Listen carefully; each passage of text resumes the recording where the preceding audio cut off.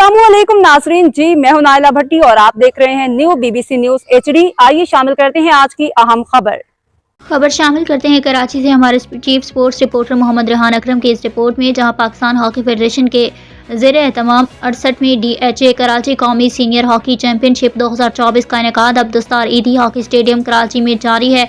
दूसरे दिन के मुकाबले में 3 शानदार मैचेस खेले गए। पहले मैच में कस्टम्स ने इस्लामाबाद को 0 के मुकाबले में 6 गोल से शिकस्त दी। बिलाल असलम ने 2 जबकि हमजा प्याज, समीउल्लाह राना शुएब और शहजेब खान ने एक गोल स्कोर किया। दूसरे मैच में पाक आर्मी ने बलूचिस्तान को 1 के मुकाबले में 8 गोल से हराया। मेहरान ने 3 और दीगर खिलाड़ियों अहमद लियाकत, साकिब अली, कलीमुल्लाह, शहबाज और मोहम्मद अरसलान ने 1 गोल स्कोर किया। बलूचिस्तान की जानिब से वाहिद गोल काजी अनस ने किया। तीसरे मैच में नेशनल बैंक ऑफ पाकिस्तान ने सिंध को 1 के मुकाबले में 6 गोल से शिकस्त दी। फैजान के 3 गोल के साथ दिलबर हसन, मोहम्मद अजीज और उस्मान अशरफ ने भी एक गोल स्कोर किया, जबकि सिंध की तरफ से नौमान खान वाहिद गोल स्कोर कर सके। मेहमान खुसूसी नवीद सिद्दीकी ने पाकिस्तान हॉकी फेडरेशन की काविशों को सराहते हुए नौजवान खिलाड़ियों के लिए इस टूर्नामेंट को एक बेहतरीन प्लेटफॉर्म करार दिया।